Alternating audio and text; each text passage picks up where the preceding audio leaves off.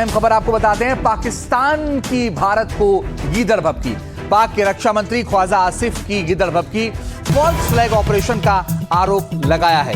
हमला हुआ तो जवाब तेज होगा, ये कह रहे हैं ख्वाजा आसिफ। कोलकाता पर हमले की गीदड़ भभकी। बड़ी बात यह है कि फॉल्स फ्लैग ऑपरेशन का आरोप लगाया ख्वाजा आसिफ ने और कहा कि हमला हुआ तो जवाब तेज होगा, यह पाकिस्तान की गीदड़ भभकी है। और सीधे न्यूज रूम का रुख कर रहे हमारे सहयोगी राजू रंजन ज्यादा जानकारी के लिए जुड़ गए हैं। राजू, बताइए क्या अपडेट है इस खबर को लेकर? देखिए, जो पाक के रक्षा मंत्री की क्या है, इतनी हिम्मत है पाकिस्तान की, इतने उनके मिसाइल में दम है। अगर ऐसा कुछ होता तो ऑपरेशन सिंदूर के समय पाकिस्तान के मिसाइल क्यों नहीं भारत में तबाही मचाए। हालांकि पाकिस्तान ने खोखला दावा तो बहुत कुछ किया। ऑपरेशन सिंदूर के समय आपने देखा होगा कि हमारे अगर मिसाइल की बात करें, ब्रह्मोस की बात करें, स्कल्प की बात करें, जिसने पाकिस्तान में किस कदर तबाही मचाई, ताकि चाहे एयरबेस की बात करें, चाहे एयरफील्ड की बात करें, हर जगह पाकिस्तान में तबाही का आरंभ था। फाइटर उसके ध्वस्त हो गए, उसके एवाक्स ध्वस्त हो गए। यानी भारत ने जो कुछ कहा वो करके दिखाया। पाकिस्तान की थोथली जिसको कह सकते हैं, एक गीदड़ भभकी जिसको कह सकते हैं, पाकिस्तान आज के तारीख में अफगानिस्तान से मुकाबला नहीं कर पा रहा है, जिसके पास कोई एयर पावर नहीं है। तो एक कह सकते हैं कि गीदड़ भभकी की सिवाय कुछ भी नहीं है। चर्चा में बने रहने के लिए जिस तरह से अमेरिका और ईरान के बीच में मध्यस्थता के नाम पर दलाली कर रहा है, तो पाकिस्तान के रक्षा मंत्री इस तरह की बातें कर रहे, बेफुजूल बातें कर रहे, जिसका कोई आधार नहीं है। राजीव, एक बड़ी बात यह है कि ख्वाजा आसिफ सब कुछ जानते हैं कि सच्चाई क्या है, उनकी हैसियत क्या है, बावजूद इस तरह की बयानबाजी क्यों?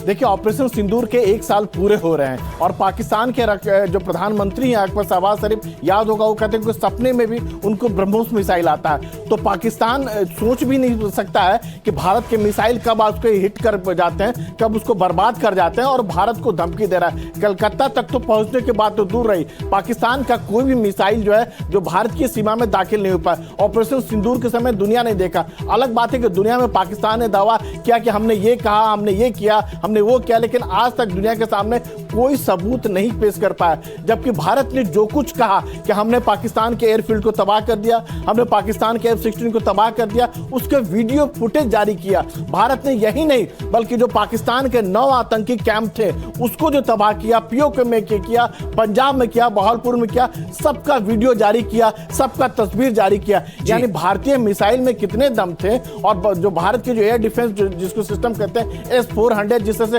300 किलोमीटर दूर जाकर हिट किया, ये दुनिया ने देखा। और पाकिस्तान तो केवल ऐसे कहते रहता है चर्चा में बने रहने के लिए। जी चले राजू, अब नजर बना के रखिएगा, आगे लगातार आपसे अपडेट लेते रहेंगे। और बात करते हैं एक बार फिर से इजराइल और अमेरिका युद्ध की। ईरान के विश्वास ने अमेरिका को उस दलदल में खींच लिया है जहां से निकलने का रास्ता पेंटागन को भी नहीं सूझ रहा।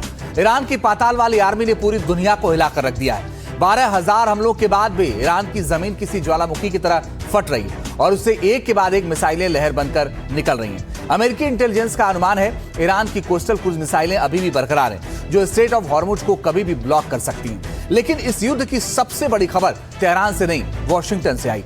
ट्रंप सरकार में बड़ी सफाई शुरू हो गई है।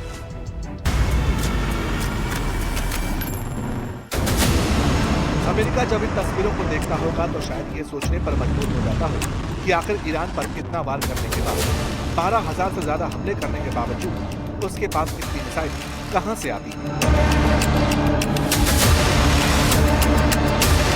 तो कौन सी सीक्रेट लोकेशन है जो हमारे सैटेलाइट में कैद नहीं हो पा रही।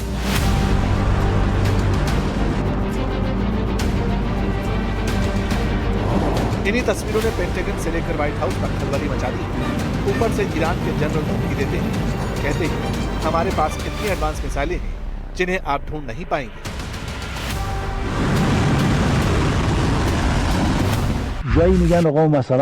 ये बहुत जरूरी बात है। कुछ लोग कहते हैं कि ईरान के हथियार पूरी तरह खत्म हो गए हैं।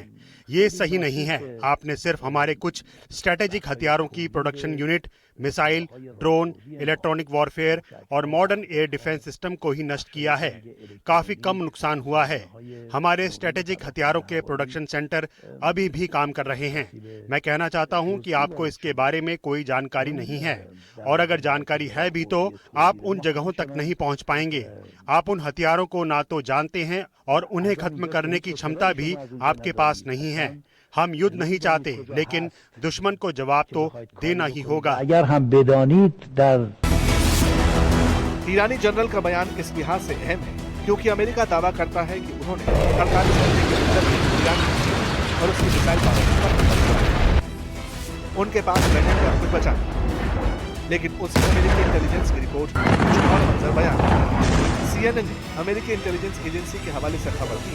इसके मुताबिक भारी हमलों के बावजूद ईरान के लगभग 50% मिसाइल लॉन्चर और हजारों आत्मघाती ड्रोन अब भी पूरी तरह सुरक्षित हैं, ऑपरेशनल हैं। ईरान की मिसाइलें गहरी सुरंगों और गुफाओं के जाल में छिपी हैं। अमेरिकी हमले सुरंगों के गेट तो बंद कर रही हैं, लेकिन अंदर मौजूद हथियार नष्ट नहीं हो रहे। रिपोर्ट में दावा है कि ईरान की कोस्टल क्रूज मिसाइलें अभी भी बरकरार हैं, जिससे वो दुनिया के सबसे महत्वपूर्ण समुद्री रास्ते स्ट्रेट ऑफ हॉर्मुज को कभी भी ब्लॉक कर सकता है। रिपोर्ट ये भी कहती है कि ईरान की मुख्य नौसेना भले ही कमजोर हुई, लेकिन IRGC की नेवी के पास अब भी सैकड़ों घातक छोटी नावें और मानव रहित वेसल्स यानी USV मौजूद हैं। इसका मतलब तो यह है कि ईरानी सेना, खासकर IRGC, अब खुलकर सामने आ चुकी है और वो एक तरह से अमेरिका को जमीनी युद्ध के लिए ललकार रही है। वहीं दूसरी तरफ अमेरिका में ईरान की इंटैक्ट फायर पावर का असर पेंटागन के गलियारों तक दिख रहा है। अब ईरान में यह हल्ला है कि यह बदलाव अमेरिका की बेचैनी और बौखलाहट का सबूत है। हालांकि ये भी सही है कि जंग में ईरान की सेना को भी नुकसान हुआ और इसका दूसरा मतलब ये कि अब इस जंग में वो हथियार भी नजर आ सकते हैं जो अभी तक दुनिया से छिपे रहे।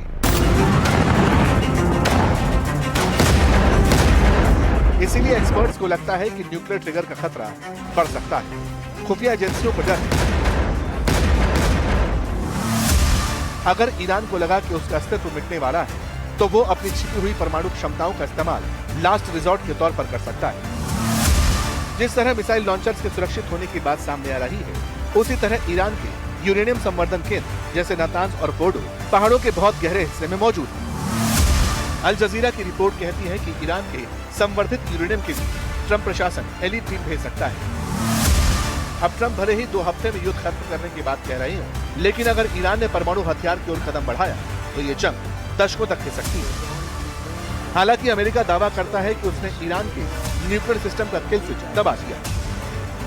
We have not hit their oil, even though that's the easiest target of all, because it would not give them even a small chance of survival or rebuilding. But we could hit it, and it would be gone, and there's not a thing they could do about it. They have no anti-aircraft equipment. Their radar is 100% annihilated. We are unstoppable as a military force. The nuclear sites that we obliterated with the B-2 bombers have been hit so hard that it would take months to get near the nuclear dust, and we have it under intense satellite surveillance and control. If we see them make a move, even a move for it, we'll hit them with missiles very hard again. We have all the cards, they have none. It's very important.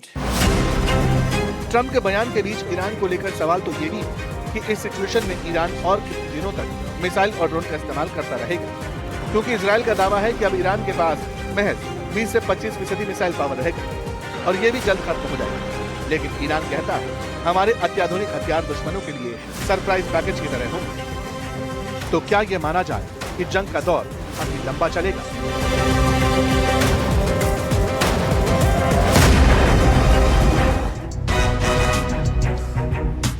उधर UAE और Qatar ने Iran पर बड़ा आरोप लगाया है। UAE और Qatar ने कहा है कि ईरान बैलिस्टिक मिसाइल से हमला कर रहा है। यूएई ने दावा किया है कि ईरान ने 23 बैलिस्टिक मिसाइलें दागी हैं। ईरान ने 56 ड्रोन भी दागे हैं, 56 ड्रोन से हमले किए हैं। जॉर्डन ने भी आरोप लगाया। जॉर्डन का कहना है कि उस पर ड्रोन और मिसाइल के कुल 261 हमले हुए और सभी हमलों को एयर डिफेंस सिस्टम ने नाकाम कर दिया है।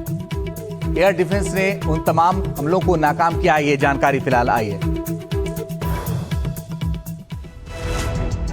और उधर ईरान की इजराइल और यूएस को बड़ी धमकी। ईरान ये कह रहा है कि यूएस और इजराइल के लिए हमारे पास बड़ा सरप्राइज है और वो ये कह रहा है कि बड़ा सरप्राइज देंगे। ये धमकी भी है। अमेरिकी सैन्य ऑपरेशन को फेल भी बता रहा है। ट्रंप की धमकी का ईरान ने मजाक भी उड़ाया है और ये कह रहा है कि जल्दी सरप्राइज देंगे।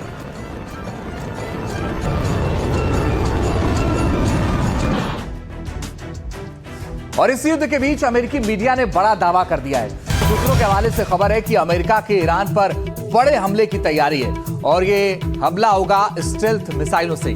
स्टेल्थ मिसाइलें इस्तेमाल करेगा अमेरिका, ये फिलहाल जानकारी युद्ध के मैदान से आ रही है। तो क्या अमेरिका अब स्टेल्थ मिसाइलों का इस्तेमाल करने जा रहा है?